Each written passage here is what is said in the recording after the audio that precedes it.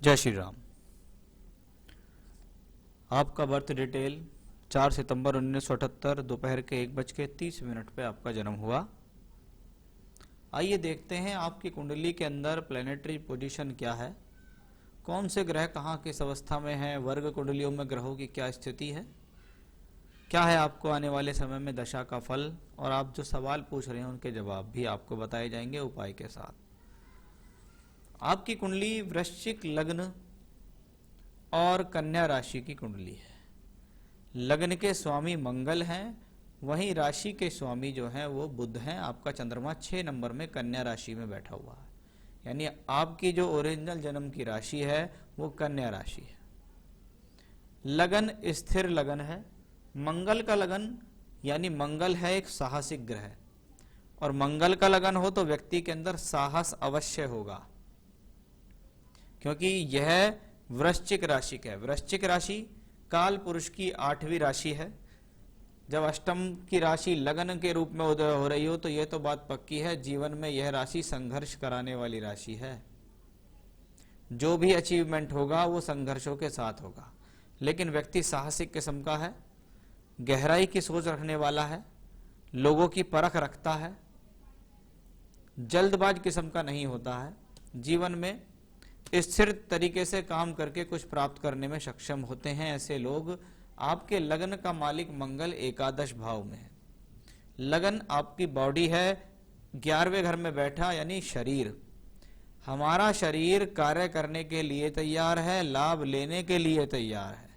उस लिहाज से ये कॉम्बिनेशन बहुत अच्छा है कि लग्नेश एकादश में हो तो व्यक्ति अगर स्वयं एफर्ट्स करना शुरू करे तो अपने बल पर सोर्स ऑफ इनकम कर सकता है।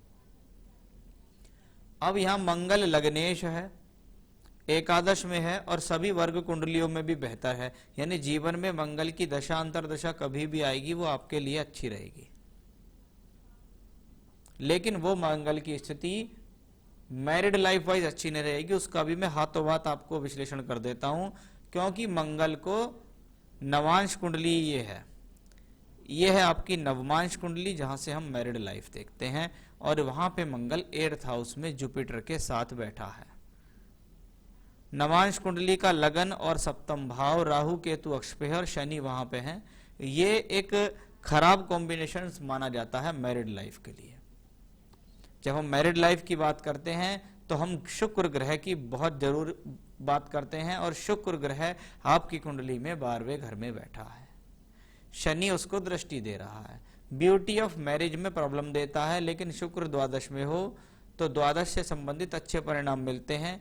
जैसा कि आप अभी बाहर रह रहे हैं, उसमें कोई ना कोई रोल शुक्र का भी अवश्य है कि ये व्यक्ति विदेश में जाके रहेगा, वहां जाके काम करेगा, तो उस लिहाज से शुक्र अच्छा है। लेकिन सप्तमेश का अपने से छठे में जाना ये मैरिड लाइफ के लिए अच्छा नहीं।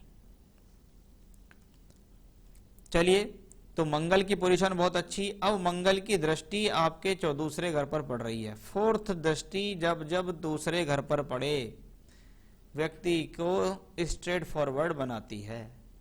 व्यक्ति के मन में जो आता है व्यक्ति वो बोल देता है, बात को गोलमोल नहीं घुमाता, स्पष्ट वक्ता होते हैं, सीधी बात करो, सीधी बात सुनो। तो उस लिहाज से ये मंगल का यहाँ पे योग दिख रहा है। अब मंगल के साथ चंद्र राहु भी है। चंद्रमा और मंगल अगर एक साथ हो, शास्त्र कहता है चंद्र मंगल योग लक्ष्मी योग होता है, और ये 11वें घर में बने तो ये व्यक्ति को धन देता है, क्योंकि चंद्रमा भाग्येश है, एकादश में मंगल लग्नेश के साथ है, लेकिन राहु भी है वहां। अब यहाँ पे चंद्र मंगल का योग तो बहुत अच्छा है। अब चंद्रमा को दूसरी तरीके से समझने का प्रयास करेंगे। चंद्रमा कौन है? चंद्रमा है मानसिकता का कारक, मेंटेलिटी का कारक है चंद्रमा, मन का कारक है चंद्रमा। मन अच्छा है, मन खराब है, डिप्रेशन है, अवसाद है, चिड़चिड़ाहटपन है, एग्रेशन है, वो सब कहां से आता है? वो चंद्रमा से आता है। अब आपका चंद्रमा बीच में बैठा हुआ है, एक तरफ मंगल एक तरफ राहु, उसके बीच में चंद्रमा, तो ये आपको एग्रेशन देगा, चिड़चिड़ाहट देगा, मानसिक तनाव देगा। वहीं सूर्य से अगले दिन वाला ही है, लगभग अमावस्या से अगले दिन आपका जन्म हुआ है, तो ये चंद्रमा पक्ष बली भी नहीं है, यानी आपकी कुंडली में लगन तो पावरफुल हुआ लेकिन मानसिकता पावरफुल नहीं हुई। आपने कहा जी मैं अभी फिट हूं, लेकिन आप मानसिक रूप से फिट नहीं दिखाई दे रही हैं, वो आपके चंद्रमा ने आपको हमें बताया है। बात करेंगे सूर्य शनि के योग की। सूर्य शनि दोनों स्वभाव से अशुभ हैं। 10th हाउस में है, व्यक्ति मेहनत करता है प्रोफेशनल लाइफ के लिए और आगे बढ़ता है।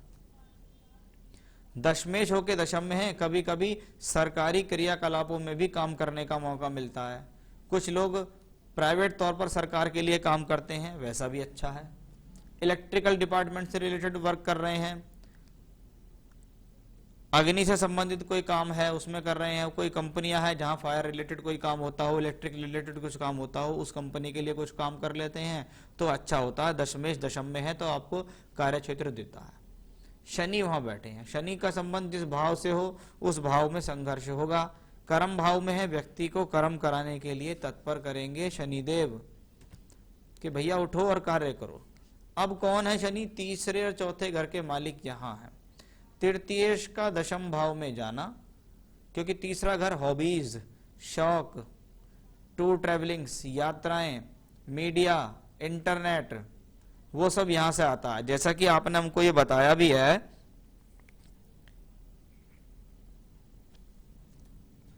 कि लेखन, प्रकाशन, यूट्यूब और ब्लॉगिंग में काफी रुचि है, तो 3rd हाउस राइटिंग स्किल्स को दिखाता है। तो ये लेखन, प्रकाशन, यूट्यूब, ब्लॉगिंग में जो रुचि है, इस रुचि को आपको बंद नहीं करना, इस रुचि को आप अपने जीवन में कंटिन्यू रखिएगा, क्योंकि जैसे जैसे आप इसको बढ़ाएंगे आपको जीवन में सफलता अवश्य मिल जाएगी। लेकिन कंटिन्यूटी इन चीजों के लिए बहुत जरूरी है, क्योंकि मार्केट में बने रहना ही बहुत जरूरी है।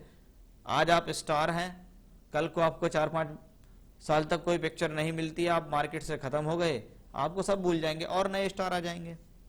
इसलिए इन चीजों के लिए रेगुलरिटी बहुत जरूरी है। इसलिए शुरू करने से पहले, शुरुआत अगर करें तो उसमें सोच विचार करें। समय आपके पास अभी भी अनुकूल है, आप कर सकते हैं।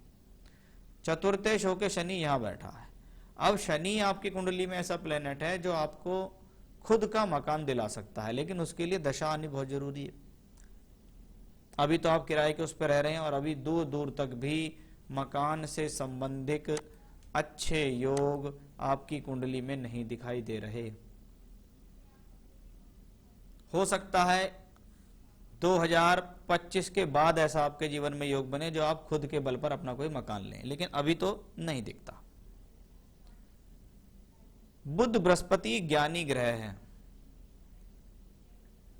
बुध लॉजिक देने वाला ग्रह होता है, वे ऑफ टॉकिंग अच्छी करता है, अच्छी भाषण शैली देता है, अच्छी पकड़ बनाता है, आप अपनी बातों से लोगों को प्रभावित कर सकते हैं, ऐसा होता है बुध। बृहस्पति कौन है? ज्ञान देने वाला। एक तो होती है किताबी नॉलेज, एक होती है सामाजिक नॉलेज। किताब में कभी आपको ये नहीं सिखाया जाएगा कि समाज में क्या हो रहा है। समाज की नॉलेज तो जब भी आएगी जब तक आप मार्केट में नहीं जाओगे, 10 लोगों से उठ के बात नहीं करोगे, वो सब बृहस्पति से आती है। तो बृहस्पति आपकी कुंडली में एक तो धनदायक ग्रह है कि दूसरे और पंचम का मालिक होकर यहां बैठा है। ये एजुकेशन के लिए अच्छा है, हायर एजुकेशन के लिए अच्छा है। साथ ही साथ ये बृहस्पति आपको जीवन में ईश्वर के प्रति साधना, धर्म, पुण्य कार्य, धार्मिक क्रियाकलाप, पुस्तकें, इनकी तरफ भी आकर्षित करता है। पंचमेश का दशम में, नवम में जाना अपनी दशा अंतर दशा में धन देता है, जैसा कि आपको बृहस्पति की महादशा चल भी रही है और ये चल रही है 2015 से, और 2018 से आप वहां पर रह रहे हो। तो बृहस्पति आपको वहां ले जाकर धन दिला रहे हैं, स्थान परिवर्तन करा के धन दिला रहे हैं। कौन है? साथ में बुध है। बुध सोर्स ऑफ इनकम का मालिक है, वो यहां बैठा है। चंद्र और बुध का राशि परिवर्तन योग चल रहा है आपको, यानी बुध इस कुंडली में एकमात्र ऐसा ग्रह है कि अभी अक्टूबर 19 से जनवरी 22 तक चल रहा है। हो सकता है इस दौरान आपने कोई नौकरी बदली हो, आपको कोई प्रमोशन हुआ हो, आपकी कोई तरक्की हुई हो, कुछ ना कुछ तो आपके लिए बेहतर है। या तो ऐसे समय में व्यक्ति नई नौकरी शुरू कर लेता है, नई नौकरी प्राप्त हो गई, प्रमोशन हो गया। उसके बाद आपको अभी गुरु में केतु आ रही है, तो गुरु में केतु भी आपके लिए अच्छी है। तो दशा का सीक्वेंस तो आने वाले समय में मुझे ठीक दिखाई दे रहा है कि भाई हाँ, ये व्यक्ति नौकरी करता रहेगा, काम करता रहेगा, सोर्स ऑफ इनकम इसको मिलती रहेगी। ऐसा आपके बृहस्पति दिखाते हैं, ऐसा बृहस्पति आपका, क्योंकि यहाँ द्वादश और तीसरे का मालिक होके यहाँ, इसलिए इसने आपका स्थान परिवर्तन कराया। दशमांश में बृहस्पति 2 धनदायक जगह का मालिक है, चौथे घर में बैठा है, इसलिए आप वहाँ मकान लेकर या किराए का मकान लेकर रह रहे हैं और अपना सोर्स ऑफ इनकम कर रहे हैं। और बृहस्पति की दशा अभी बहुत लंबी है, 2031 तक है, इसलिए बृहस्पति ने यहाँ प्रॉमिस तो दे दिया कि हाँ, यह ग्रह आपको अपनी दशा में अवश्य कुछ ना कुछ बेहतरी, कुछ ना कुछ अच्छा काम, सोर्स ऑफ इनकम, धन देता रहेगा। तो उस लिहाज से ये कॉम्बिनेशन अच्छा है। तो ये तो एक कुंडली के ग्रहों की रूपरेखा है जो अच्छी दिखाई दी। जैसे कि नवांश कुंडली में भी मैं देख रहा हूं, शुक्र लाभ भाव में बैठे हैं, सूर्य नवम भाव में बैठे हैं। दशमांश में मुझे प्लैनेटरी पोजीशन बहुत अच्छी लगी। क्यों? क्योंकि एक तो शुक्र और शनि का राजयोग बन रहा है दशम भाव में, शनि और योग कारक शुक्र दशम में है।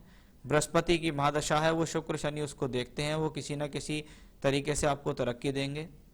और आगे बृहस्पति में शुक्र आ रही है दिसंबर 22 से अगस्त 25, इस दौरान भी आपको हो सकता है कोई जॉब परिवर्तन करके अच्छी सैलरी का पैकेज मिले या सोर्स ऑफ इनकम आपकी बढ़ जाए। तो वो भी प्लैनेट है, मंगल भी दशमांश में उच्च का होकर 11वें एकादश द्वादश भाव में बैठा हुआ। तो कॉम्बिनेशंस ठीक हैं। लगन कुंडली के साथ साथ जब वर्ग कुंडलियों में ग्रहों की पोजीशन अच्छी हो जाती है तो ये आपके लिए बेहतर होता है। हाँ, मैरिड लाइफ वाइज आपकी हॉरोस्कोप मुझे अच्छी नहीं लगी, वो आपने भी बताया और आपके चार्ट में भी दिखता है।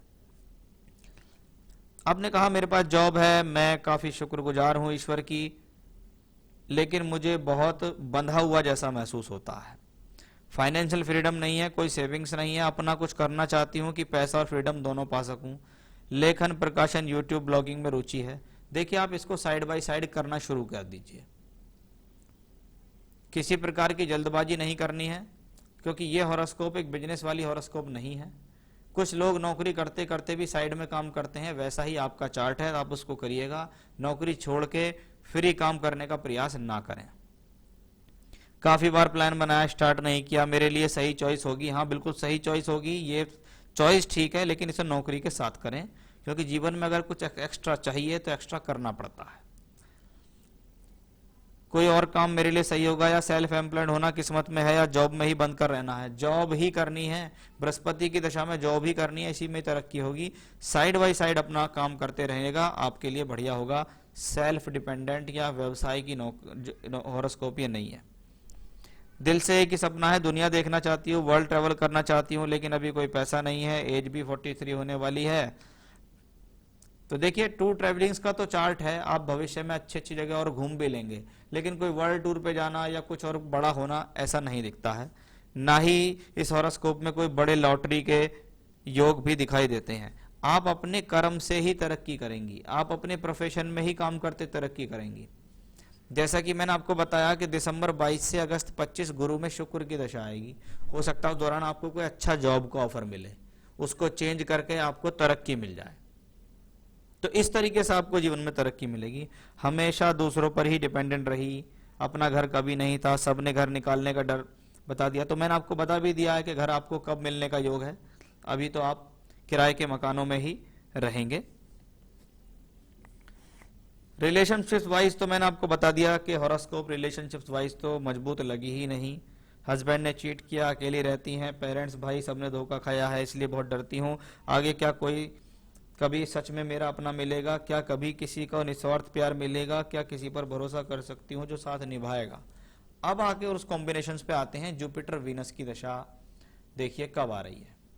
जुपिटर वीनस आ रही है जीवन में दिसंबर 22 से अगस्त 25। इस दौरान अवश्य कुछ ऐसा होगा आपकी लाइफ में कि आपको लाइफ में कोई आपको पार्टनर मिलेगा। लेकिन एक बात आप ध्यान रखिएगा कि इस हॉरोस्कोप में जिस प्लेनेट की दशा चल रही है वो बृहस्पति है, और वो अभी 2031 तक चल रहा है।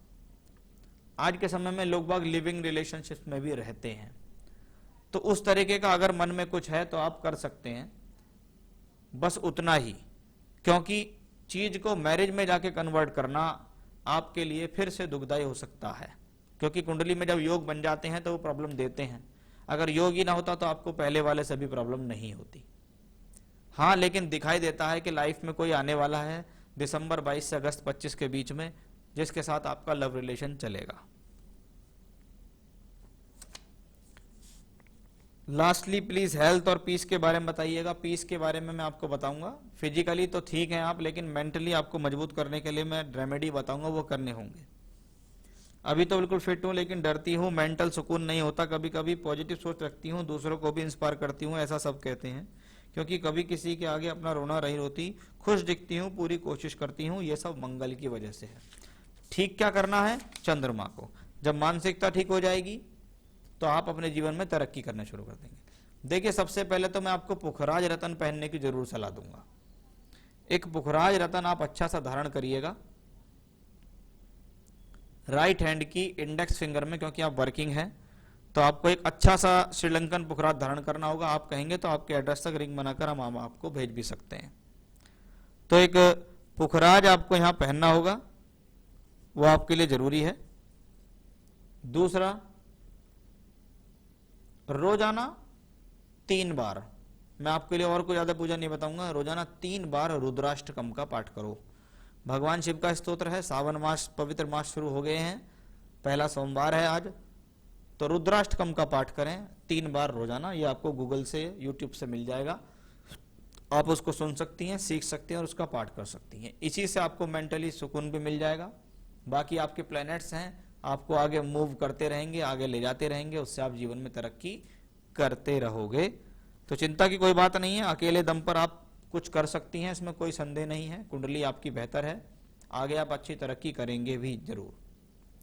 तो ये था आपके हॉरोस्कोप का एनालिसिस, सवालों के जवाब और उपाय। उपाय जो बताया अवश्य कीजिएगा, रतन धारण कीजिएगा, आपको अवश्य लाभ होगा। जय श्री राम।